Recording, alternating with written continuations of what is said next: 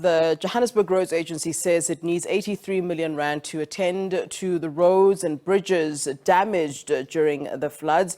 Affected areas include Roodepoort, Lenasia and parts of Soweto. Scores of people have been displaced following the week-long heavy rainfall. Let's now bring in Councillor Funzi Ngobeni to help us understand the damage caused by the heavy rains in the province. Ngobeni is, of course, the MMC for Transport here in the city of Johannesburg. A very good afternoon to you, sir. Thanks very much for joining us here on SABC News.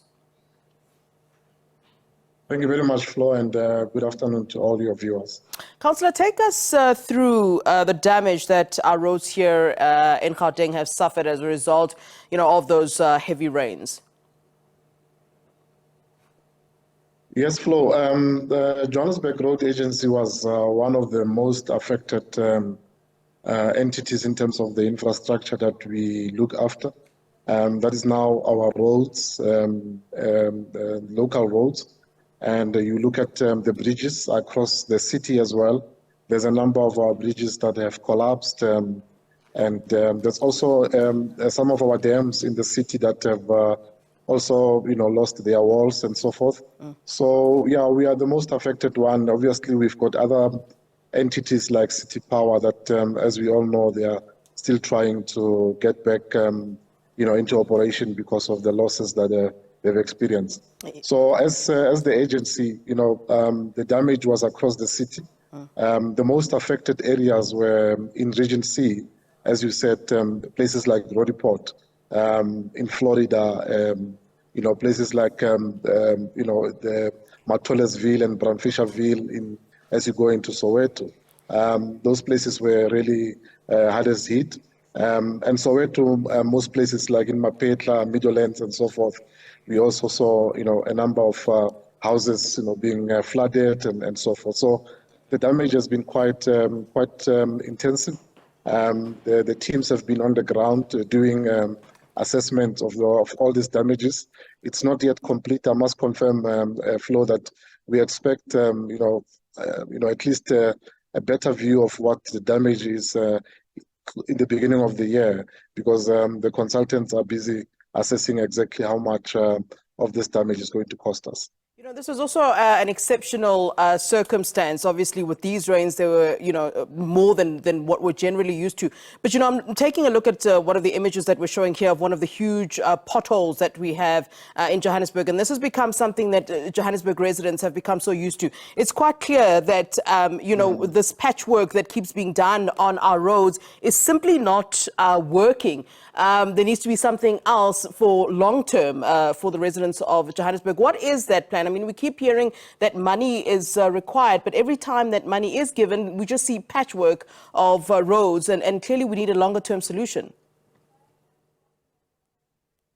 No, absolutely, you're spot on, Flo. I mean, really, patching potholes is a short-term measure that, it's not taking us very far. I mean, if you look at our roads, the roads infrastructure, it has aged quite a lot. I mean, the stats are telling us that it's just about over 20% of our roads which are in good condition. So that means close to about 80% of our roads really need to be resurfaced. They need to be rehabilitated, not just being patched. And that's the work that this entity needs to do. Over and above doing regular maintenance of our roads and the stormwater, we also need to make sure that we do proper resurfacing. Yeah. There has been a budget set aside for resurfacing of some of our roads. We're going into the adjustment budget now in January, February. We know we're not going to be able to get more money to do this, but we're going to use the one that has been allocated to us efficiently. Yeah, there are some areas in Johannesburg which, whenever there are heavy rains, they would experience flooding. And that obviously brings into question the issue of, the water drainage system. So it's not just, an issue of just flooding, but there are questions that are being asked about the water drainage system. And I think we had an expert here who was talking about, maybe there's an issue with things being clogged down in the system. And are these things not regularly supposed to be checked on and assessed so that, we don't find ourselves having the sort of problems that we saw occurring where people have even lost homes? No, absolutely, Flo. I think I'll be the first one to admit that Johannesburg Roads Agency, in terms of their proactive maintenance, has not been doing very well in the past, and it's something that we are really focusing on improving, working with our general workers and our depots across the city. But the other problem, as you indicated, it's areas where do not have stormwater drainage whatsoever. There are townships that were developed without that, most particularly in places like Bramfisherville in Soweto, and even the old Soweto. You know, we have started with the master plan, the stormwater master plan in Soweto. If you drive around Soweto, you will see a lot of construction where we are only now starting to construct the stormwater drainage in various parts of Soweto. In Orange Farm, in places like Loli, in Drizig, there's a lot of construction there that is happening by the city of Johannesburg, particularly to address this issue of stormwater drainage. So the backlog is huge. It's a pity that we have allowed it to go to this point as government, and we need to now start tackling it. The resources are limited, but we need to make sure that whatever we have is used effectively, that it doesn't end in wrong hands, that we actually appoint contractors that know what they have to do, so that we don't have to go back and do the same work. Councillor, the Johannesburg Roads Agency has put a sum of 83 million rand. We were forever hearing about these millions that come out, but it doesn't improve for any of us, not just Johannesburg residents, but in general. I'm glad you brought in the issue of money going to the right hands. Have we, or are we going to assess whether that 83 million rand is justifiable, and certainly that it goes into the right hands, as you rightly put it?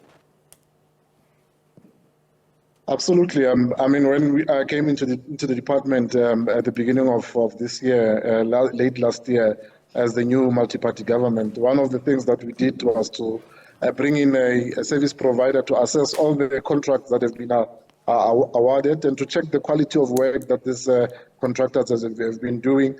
Yes, of course, some of them have been flagged, and they will obviously not be considered going forward.